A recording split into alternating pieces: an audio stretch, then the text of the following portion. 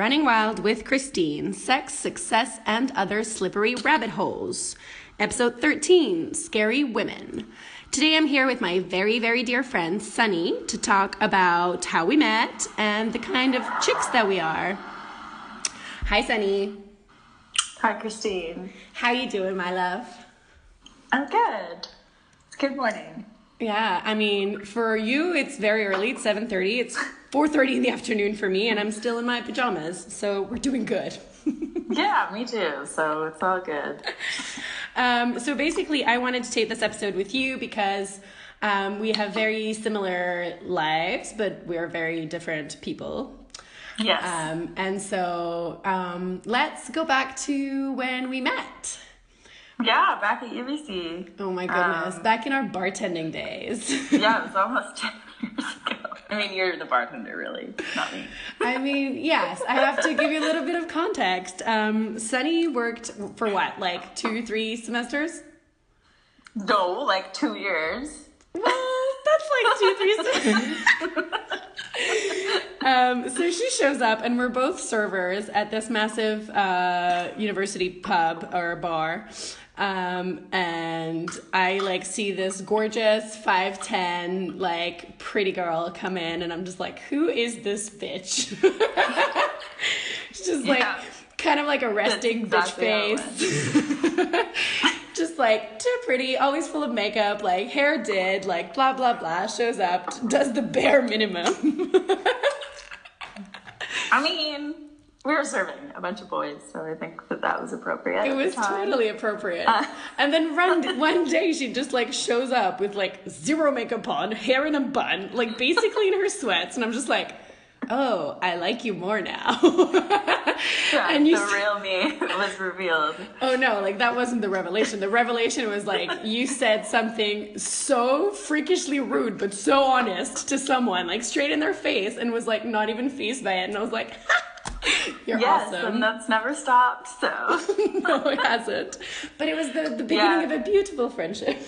Totally. I think that's really rare because it's really difficult for women to be honest about how they feel, and quite often they're just like catering to the group, you know? And I think when you have somebody who's like brutally honest or like blunt, it often like rubs women the wrong way, and it's nice to find somebody who appreciates it. Yeah, I mean, I totally agree with you. I think we're like just taught to say the right thing or do the right thing and like appear a certain way, and then you have like us who are like, fuck that.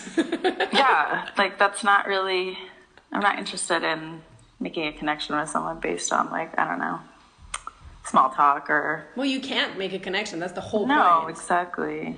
Like, I think that the minute that you get away... I think I was shocked, actually. When we met, it was like the first year that I was in North America. And I was just like, what is this? What am I supposed to do? Pretty polite here. It's very weird. But it's not just even... like surface. Yeah, exactly. It's not even politeness. Because polite is nice. It's like, excuse me, please, sorry. Like, that's okay. But the whole, it's just not very deep. No. Especially Vancouver. Like, Vancouver is, like, notorious for being super flaky. Like, I'll see you, like, let's meet up later this week, and then you just don't. I mean, like, I do that with you all the time. You do that. Because you're not from here. It took me 4 years. Definitely a challenge. It took me 4 years to realize that was okay, that I could flake on people because it was just the norm. I remember having a discussion with you being like, you should just not do that if you don't want to do that. It's okay. Like proper Swiss education, but I said yes, but I have to, but like World War III will like explode if I don't actually do the thing that I said I would do. You were like, no. But I think more interesting than that is actually like how we've evolved since. I think it's really interesting that we were both sort of like in the very normative track, like, you know, going to really good schools, doing degrees. Neither of us really knew why. Yeah, it was just like, thanks, Dad. Yeah. Sure. Both of us were thanking our dads a lot, and still are. Still do. But do you want to give the listeners a bit of background as to you, like what you've studied, what you do now, like what's your story? I grew up in Vancouver. I went to an all-girls private school my whole life, which was super weird. I can't even picture you there. But ultimately, it was okay. I got into all the schools I wanted to go to, which was amazing. And my parents always really pushed, like, getting a very good education and becoming an independent woman. And actually growing up in an environment of all women was really empowering. Yeah. When you don't pay attention to all the bullshit that goes along with it. But yeah, I totally think that from that experience, at least, I figured out who I was pretty early and what was important to me. Anyways, then I went to UBC and studied a bunch of different things before I figured it out. How long were you at UBC for? With a history degree, and I also did an art history minor. And then I parlayed that into working for like a local news station. Yeah. Which was pretty cool. Which I then turned into a publicist job. Yeah. Which was also really cool, and got to travel a lot with that. And now I am back at school, which I love, and I'm studying industrial design, which I also love, and super hard, but I have no life. I talked to you maybe like 4 times in the past 6 months. So, and each time it was to say, it's great. I have to go to school, I'm so busy, I'm sorry, I'll call you later. Yeah, exactly. But yeah, it took me a long time to get to some place where I was doing something that I'm like really passionate about. So yeah, it's great. Preach. I feel you. But yeah, it's a weird time when you're like trying to figure that out, and then when you do, it feels really good. And I think that you're kind of in that same boat too. Yeah, which is exciting as your friend. I love that. It is also for you, but I think it's an interesting thing that's happening also sort of like on a greater scheme is that both of us are in our like late 20s. And we've been either in school or in sort of non-permanent jobs or like jobs that we knew were temporary for like the last 10 years. Yeah. And I think that's like people, like for you and me, I think that you and I both sort of understood the benefits of each of the steps that we've taken, even though we're like, oh, that was brutal. Why did I do that? Like you still sort of get the thing. Whereas I see a lot of people around me and women particularly look at a path like that looks a little chaotic and looks a little like left, right, center and like what are you doing? Non-linear. As a failure. And I'm just like, no, like we're not living in the 50s anymore. This is what it looks like to try things. No, it's not a failure at all. And I actually have this discussion with lots of people because I think, at least where I grew up, like you go to university and then you leave and then you start looking for like your career. Yeah. And I even did that. Like when I graduated, first of all, I put it off for 2 years because I was like, I'm not ready to do that. And then when I finally did, I was like, what do I do now? Like I have this degree that is not really applicable to anything practical. And then when I did find that, like it felt good for the beginning to have like a job that could be considered something I guess I could have done as a career. Yeah. Like having that peace of mind and just like, I remember going out for dinner with friends and them talking about how important that was and like parlaying their job into another job. And I just remember sitting there being like, this doesn't really feel like me. Like, yeah, maybe one day if I find something that like I love, like love, or like working for myself. But yeah, like when I quit my job, it was a huge deal that I didn't have something lined up. And a lot of people that I've talked to now that are kind of like trying to figure out their next move, there's a lot of anxiety about quitting your job. And it's just like, if it doesn't make you happy, like, what are you doing? I know. Like, I get you have to pay your bills and blah, blah, blah. But like, that would be the top of my list. Like trying to figure out what I was doing every day that would make me happy. And exactly. And I think you and I are both like pros at quitting our jobs with no like backup. And there is, of course, a certain like privilege to it. Like you tagged me into a meme today. Like, don't get me wrong. Like my parents are amazing and I was able to do that because of them. But at the same time, like when I did that, I gave myself a time limit. Yeah. And when I reached that time limit, I'm like, that's it. Like either you find another job that you're maybe not in love with, or you start something new that is exciting and scary. And that's what I did. I went back to school, and I think it's just the uncertainty that really deters people from doing that. Which is and also just our culture of like staying busy, like you want to take some time off, like it's always sort of like a luxury, like, oh, isn't that nice for you? And it's like, that should be normal. Like we should be like looking after ourselves, not just like working for the man. You should have seen the faces of my friends, because I conversely, like in European culture, you have at least 5 weeks of vacation per year, at least. Like this is the minimum, like 4 weeks paid, nice. And then like 10 days like days off of random reasons.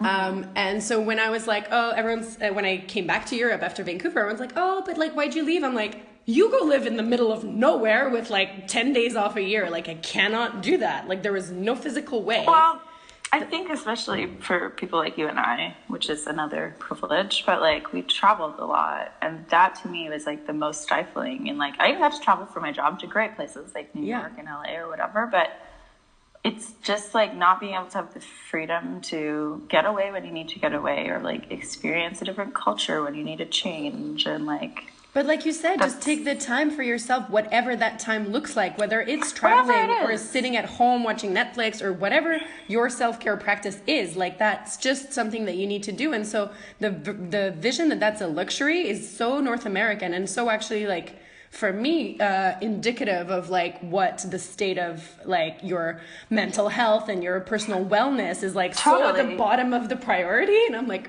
what? And it's almost like a taboo to bring it up. Like I remember working and saying those things like, this doesn't seem like enough or whatever. And it's just sort of like, well, like maybe you don't need this job then, but I do. So like, I'm going to work harder than you. Okay. What? Like, like what? That's not how competition works. To do with it. No. And it's so frustrating. I think as well, when you start like voicing those things, especially when you're aware that it's a privilege. I'm not saying like when you're arrogantly being like, how can I not do this and go to Venice? No, I would not describe, I mean, I'm taking liberty, but I would not describe either of us as like entitled or, you know, so having a conversation like that, that's not the important part. It's more just like, in general, this is a bad setup. Yeah. And I think maybe people just don't voice their opinions about stuff like that. Much like they don't say blunt things to people's face. And it's just like, you have to speak your mind, and that's important. And you shouldn't be held it shouldn't be held against you if you think differently than the rest of them, you know? Yeah, and I think that sort of ties into like the next topic that you and I wanted to bring up today, is the fact that both you and I, in very different ways, come off as like super scary.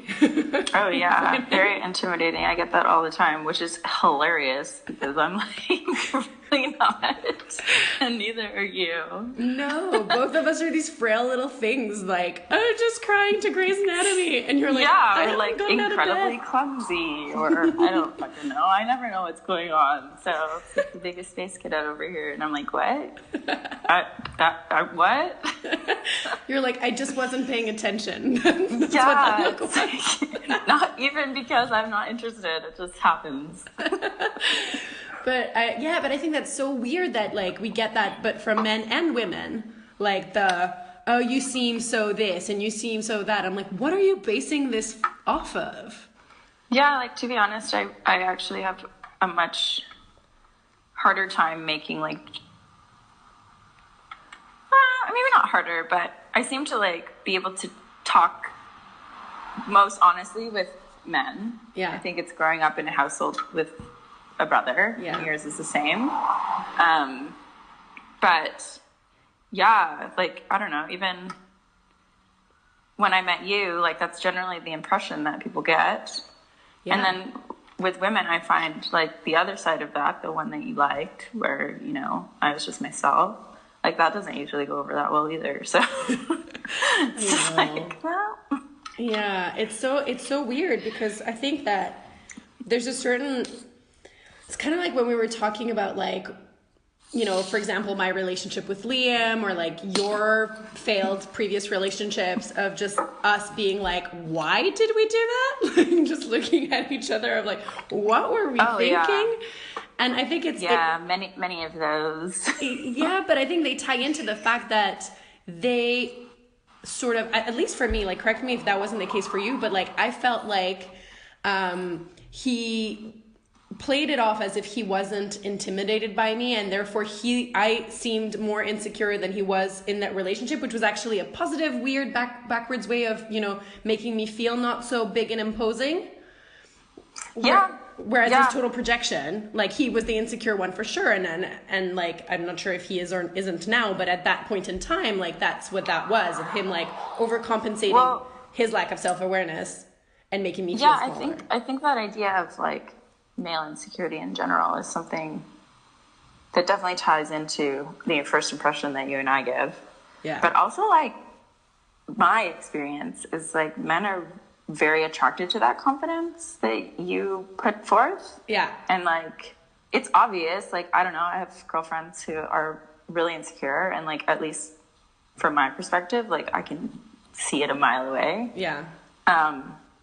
Which is fine, and, like, you know, whatever, that we're all different. But for me, my experience is, like, I'll meet someone, they'll be so into the fact that I'm, like, myself and, like, spontaneous and confident, and then when they get down to it, like, they find it quite threatening, and then you're stuck in this thing, like, this is who I am, like, you, that was what you liked, and then it's, like, feels almost like they're trying to tame you or change you. And it's so weird. I totally relate with it, because you're just like, wait a minute. So the whole point of me, like, the essence, if you want to boil me down to one thing, the essence of my personality is that I am who I am, that you don't have surprises, that you saw who I was, and, like, just won't have a surprise effect when a massive truck is just driving by Sunny, so we had to take a break. Sorry, guys, this is what happens when you don't edit podcasts. What I was saying is that, like, you basically sell them a package that's you, and they're not used to that. They're used to, like, you trying to, like, flirt or whatever, presenting the best side. We're just like, poof, this is who I am, like, no weirdness to, like, there's nothing that's going to pop out and surprise you. And then they're like, oh, there's nothing that's going to pop out and surprise me. That's weird. Like, you don't get normal after a while. And you're like, what? Why would you want me to get, like, any different than what attracted you in the first place? I don't understand. I really don't get it. I also, like, I couldn't put that on. Oh, no, like, you're terrible. There is no other face. It's just mine. You know? Yeah, it's an interesting thing. It's definitely a double-edged sword. Like, I don't know, I think it's partly for me, like, how I was brought up. For me too.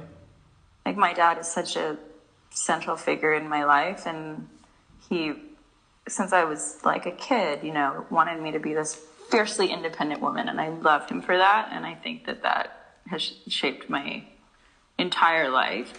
But at the same time, like, it's hard to be fiercely independent and then also compromise, you know? Mm-hmm. And so, like, on the one hand, I feel like dating, sometimes I get misunderstood, or, like, people want to change me, but on the other hand, I'm like, I also don't really give a lot, so... Yeah. And, like, coming to that awareness was really hard. Just like, well, okay, I guess I could maybe give a little here. But yeah, I don't know. Yeah. I'd rather be that way than hide. Else. Yeah. I have the opposite problem. Is that she says, judging me. No, it's not. It's a great quality. You know, and, like, you are yourself with your friends and your relationships. Like, I'm very different with my friends and I am with my boyfriend, so. That's true. You know? Yeah. I don't think you should. I think it's great. You are, like, give a lot. so full of empathy, and that is, like, the best quality, so. Thanks. Yeah, it's also, like, I mean, anyone who's read the book will be like, calm down on the empathy. Like, what the hell? Why did you go back? And why are you keep going back to him? Yeah. You guys, I'm trying to learn. I'm trying. Yeah, I think we can learn a little bit from each other for sure. but no, I think that's good though. Like you're open, and I think if more people approached relationships with empathy instead of self-preservation or pride or ego, whatever, things would be like a lot softer and nicer and honest. Yeah, but that's like you were saying about, I think, like confidence issues both for men and women, or it's like it's work, like it's exhausting. It's like when you said coming to that self-awareness is hard, it's like you actually have to decide that you want to have a look at what's inside and have a look at like what your faults might be, or what, you know, you're receiving from the other person and why that's making you react in a certain way. And that's an active freaking like work in progress. I think like choosing, like I put a lot of thought into this after a series of breakups, but one in particular, and I just like did a lot of self-reflecting. And I think when you're thoughtful in your relationships, and you choose to like approach things with empathy or softness, like it's an exercise, especially for people like you and me. Like I'm like, I could meet you at your level and like get angry back, and it's just like, I don't want to do that anymore. That's not like the kind of relationship I want with anybody. Yeah, but it's difficult because it's sort of like instinctive also. Like, totally. Especially it's exhausting. But I mean, especially because both of us are actually quite calm, cool, and collected when we're being logical, and like we have like the brains of academics, but also we have the total like passion instinct thing of like, rah, no. Oh yeah. And like you in particular, quite passionate. Me, on the other hand, very quick to fuck it. So, like, yeah, I get angry. You leave. yeah. I just am very good at shutting that off. Oh my God, do you remember when I screamed at you that one night, like years ago in front of a club? Yeah, vividly. I was like, wow. First of all, I was like, why are you yelling at me? And then I was crying. I think there's a lot of tequila involved in that evening. But I thought it was really funny because I was like, I'm trying to protect you, but it didn't come off like that. It came off as like me totally scolding you. And then you were like, you know I can't do feelings. Why are you making me do feelings right now? And he's just like running away. And I was like, fair enough. That probably was not the best way to deal with our friendship. But I think that comes with age, you know, like realizing that a relationship is not just your experience. Like, oh God. I say this all the time, and it sounds like such a stoner thought, but it's like each person is having their own experience, and they both need different things. And like sometimes what you need is not what the other person needs. Yeah. And it's just like hard to find that middle ground. Dude, I take that one step further. Like that was sort of the biggest question I had, and I asked myself when I was writing the parts, like the difficult parts of the book. I was just like, oh my God, I was totally having a relationship with myself. Like he was having an entirely different relationship than I was, even though we're talking about the same one. Like our points of view made totally different. That, yeah, and I will never know exactly what his point of view was. Like if we had a communication system, we might have like shared and found sort of a common ground. But like that was sort of such a harsh realization of being like, actually you're always only like in your own head. Like you will never truly.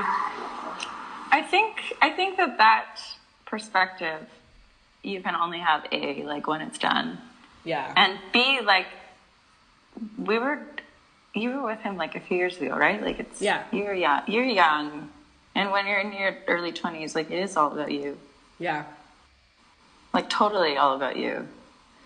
And it wasn't until like for me, on my path or whatever, until I decided I wanted to be single. Like all my life before, like you should be single. And I was like, that's dumb advice. Like I'm not just gonna like do that because you said so. Like I hate it when people say that. But when I came to it on my own, for my own reasons, and I loved just being accountable to myself. Oh, being sharkies together? Yeah, totally. And just trying to enjoy that and like live in that and like stop looking for somebody else to make me feel better or like anything at all. Yeah. Then that gave me the the distance to reflect and be like, oh, this was how I was also approaching relationships, which is not, doesn't work. Just doesn't work. Yeah. I think it's a tough thing, and I actually wonder nowadays. I'm like, okay, now that I'm in my late 20s, and because I've been single for over 2 years now, and I'm like, oh, the next one, what's that going to be like? Because it's going to be such an entirely different experience.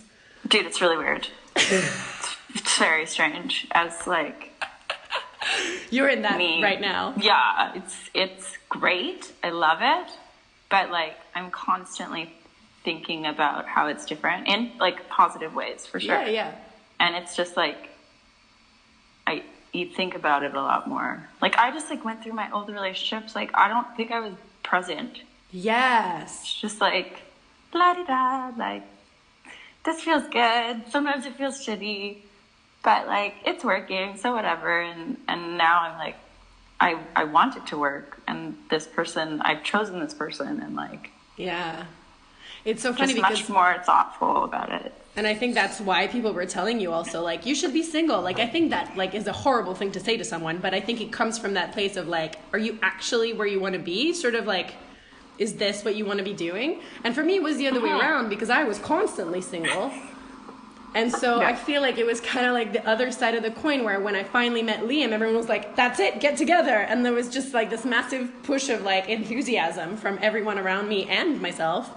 Of totally, yay. And then when I look back now, I'm like, okay, was that actually him, or was it just the timing of me meeting him and being sort of well, everyone's in a relationship, so what do I do now? Yeah, I think there are times in our life when it's more conducive to being in a relationship, and definitely if your friends are all in it or whatever, things like that influence it. Or I don't know, when I started school, I really that was a personal journey, going back to school. So being single for me was really enjoyable, and I just honestly didn't have the capacity to think about that. And now that I'm kind of settled, I was okay, I'm open to this. And I think that those situations pop up periodically, and it's okay. Maybe it was the right time, but the wrong person. Yeah. Oh my God, right now it's the funniest thing though. People are so do you have a boyfriend? I'm where would I put him? In my suitcase? Maybe you can bring him to come and live in my house when you return. You can both live under my stairs. I am, for context, you guys, I'm moving under Sunny's stairs when I go back to Vancouver this summer. I'm going to be her little Harry Potter. But I can't wait. Oh, I'm so excited too. And I think that's going to bring up so many interesting questions as well. Because for the longest time now, the one thing that's made me actually stable was the lack of stability. Because you sort of kind of we were talking about being a shark, you have to keep moving. So when you're keeping on moving, you don't you're just constantly motivating yourself, because you can't just sit down and be in the routine that's assigned to you. Totally. But I think especially when you're doing something creative, writing a book, you need that constant stimulus, or something. You need to feel uncomfortable in order to produce good work, and I think that was really important in your journey and your process. So there's no way you could have sat in Vancouver and written that book. It's just, dude, I looked at uninspiring. I looked at the blog post. The one thing I wrote in the last 2 years in Vancouver was a post called Hiatus. Yeah, exactly. Oh God. But I'm interested to see what it will be like for you returning, because I think now that you've been away for so long, I don't know, just at least from talking to you, you seem excited, and this place is not the most exciting place, but I think there's lots of opportunities now, and exactly, it'd be interesting to see what you take away from it this time. I agree. I'm excited because I think this time I'm okay, I'm going back for the people, including you as a big one. Yes. But also, I know. There she is. But also, I think that right now it's okay, well, I planned for today and I planned for tomorrow for the last 2 years, being okay, 6 weeks from now is the longest visibility I will have. And then now I'm like, okay, so I'm setting up these things that are totally movable. Like none of them are fixed. Like yes, I want to move to Vancouver, get into the movie industry, work on project creative based types of roles. Like I have this idea. By the way, if you know of any jobs, like hit me up. But I got you. It's all movable. Like it's all like if something else happens that's more exciting or that's different or that's somewhere else for longer or shorter, I'm still not in the same place of 3 years ago, having my rent, having my thing, and being like, oh, I have to because of this, and I have to because of my visa, and I have to because of blah. Like there's no such pressure. Yeah, I think it's very different when it's your choice. Yeah. And I think on that flip side, like it is nice to have a home base. And I don't mean home base like one place, but like having the people that are important to you, like that's very grounding. Yeah. And especially if you're like embarking on a more of a creative path trajectory, like that's really important. Like you need that freedom and you need to be able to like flex whatever ideas you have, but you also need like something that holds you down. Yeah, especially. And I think that it'll be interesting to see like what your next book is about. You know, like yeah, where's that gonna go? Oh my god! When I think about the last year since basically the timeline of the books ends, I'm like, I have so many things to catch up on and tell you guys. Yeah, it's exciting. It's exciting. I think it's like also super brave that you wrote a book about yourself. Like it's very Christine. Yeah, it that takes a lot of bravery, and you have to be self-aware. And I think that if you had written this book like 5 years ago, it would be completely different. Oh my God, yeah. That perspective is like so important. Yeah, and I think that was the realization also of writing it. Like you and I were talking about like the therapeutic aspects of it. Is like I was reading stuff that I wrote like 5 years ago, and I was like, no, like that is not what that was. But that's good. Like think about all the growth that shows. Yeah. And like I think being thoughtful about your life and about your past and what has shaped you and who you want to become is like a really difficult exercise, first of all, and like to share it with other people is like incredibly brave. So thank you, Ben. Yeah, you should really be proud of that. Thank you. I couldn't do it. I'd be like, no. But I mean, that part, let's just erase that part. Let's tear that page. I mean, we all do that, but like, I think that you do that on your own, like, sort of like scale and level. Is that like, I think as much as like it's funny because I get that comment sort of like of the open book thing, like a lot of like, oh, like it takes a certain person to have that kind of to want to do that, but at the same time I'm like, we do this as women though. Like I feel sorry for men sometimes, like because we have these friendships, like especially you and I and like our friends, like we will sit down and be like, this is the shittiest thing that I've done or that has been done to me, and I want to unpack it with you because I don't know what the hell to do with this information. So we do have that like sort of instinct to do that, and I think that's one of the parts where I feel sort of the worst for men, and I wish them to have these kinds of like friendships or mechanisms where they can actually delve into the feelings that they have, because we keep pretending like they don't have them and like they shouldn't have them or show them, or that's the social rule, and I'm like, totally not fair. Totally. And like I don't know, my brother is my best friend, and we go through like a lot of the similar things, like whatever it may be, like family or blah blah blah. He's also a student, and there's lots of times where I'm like, I wish that you had that outlet for yourself. And I think it would make everybody more thoughtful and empathetic and mindful. Yeah, that would be great. We do that. It's true. Especially the type of women that are so brutally honest. Like, yeah. Hey, I was a really shitty person. I don't want to be that way anymore. Or like, that's okay.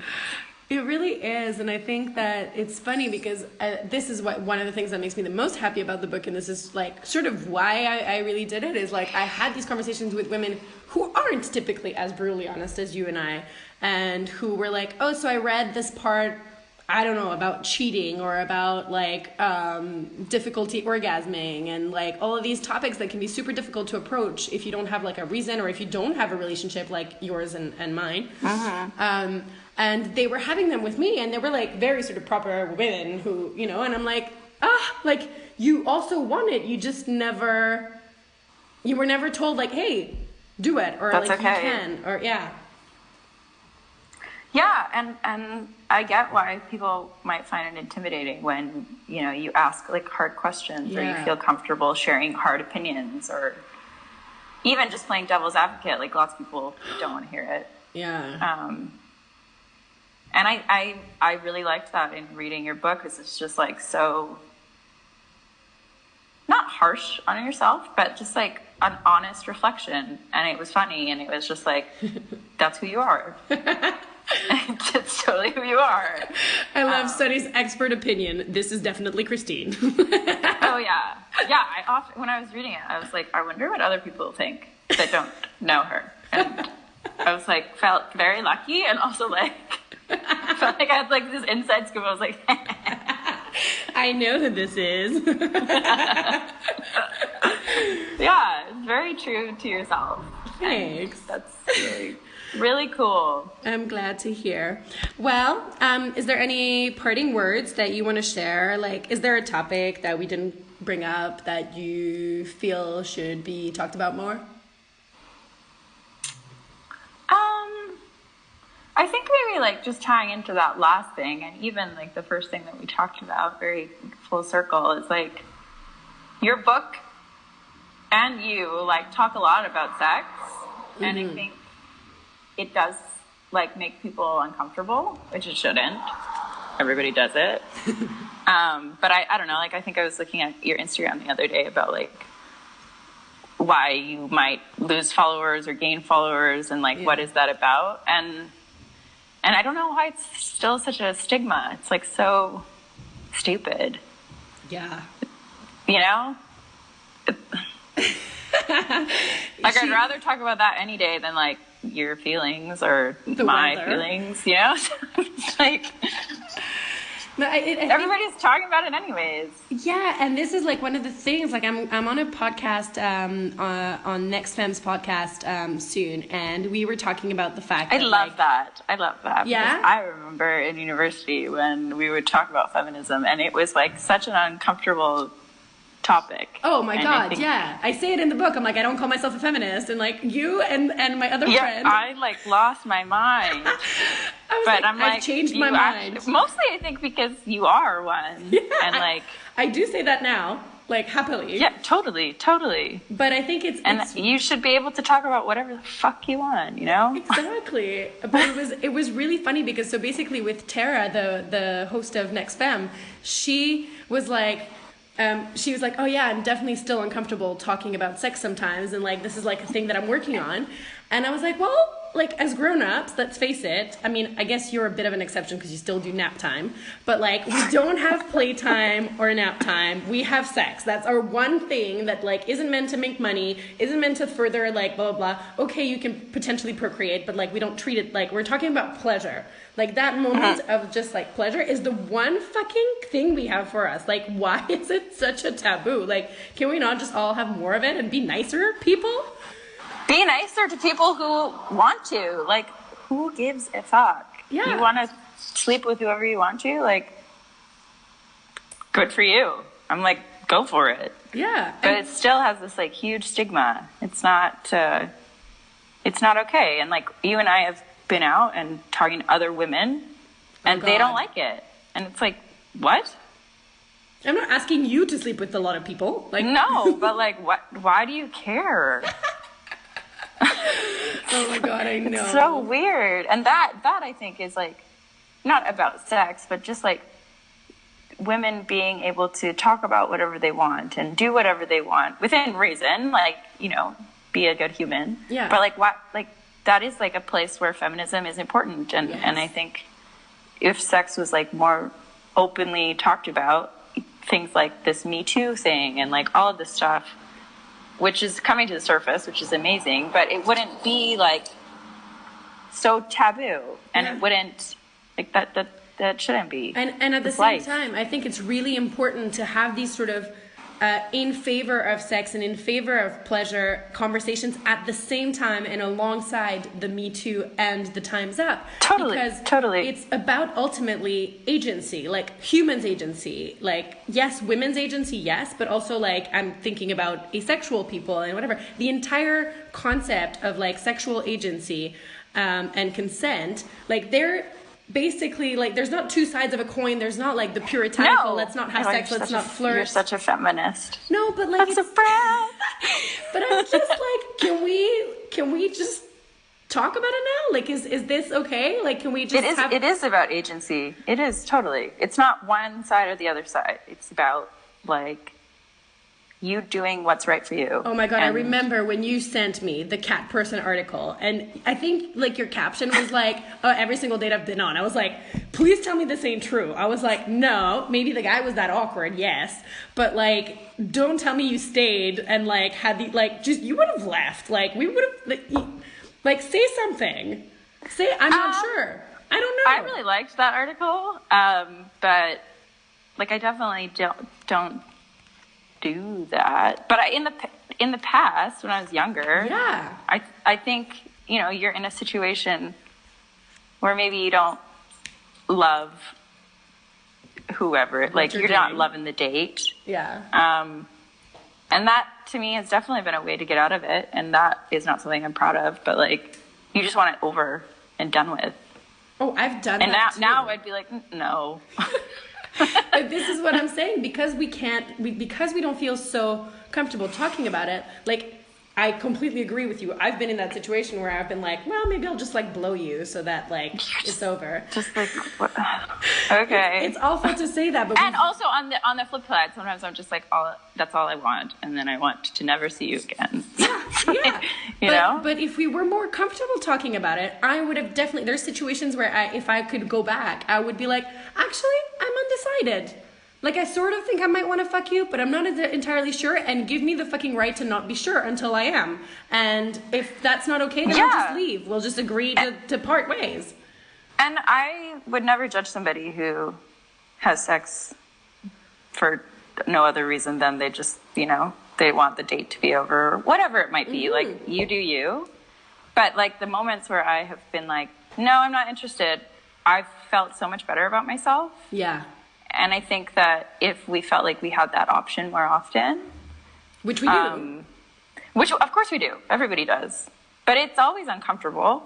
And I think... And it comes from the taboo. It comes from all of these things that we've been taught. The, like, what's the expectation? Or blah, blah, blah. I'm like, if we just communicated more openly, it would take away a lot of the gray zones. And I'm... Like, this is coming from somebody who would gladly tell you to fuck off if I don't like you. But, like, in those situations, it's not pressure so much as just like, I don't want to deal with it, or like, I don't want to have that conversation. Because the conversation is uncomfortable. Of course. And it's just like, imagine is it worth it? And now I think it totally is. Yeah. I would never go on another date like that. But it's crazy. I think there's a lot of work to be done on our communication skills. 100%. I think that's like the number one thing. It's like, let's just talk. just talk more. Try that. Like simple, tiny plaster, like, you know. I know. Trust me. I get it. But yeah. That's what I'm figuring out too. Yeah. On that note. You have to go to class, and I potentially should put on clothes. No. I'm a firm believer in not putting on clothes if you don't have to. Just lounge.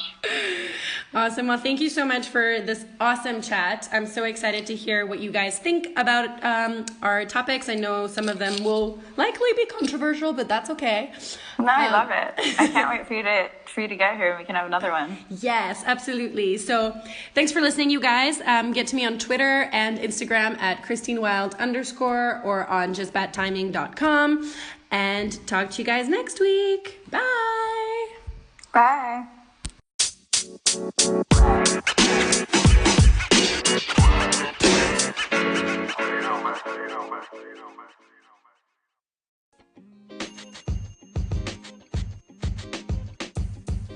The podcast you just heard was recorded with Anchor. If you want to make your own, download the Android or iOS app completely free from anchor.fm/podcast. That's anchor.fm/podcast.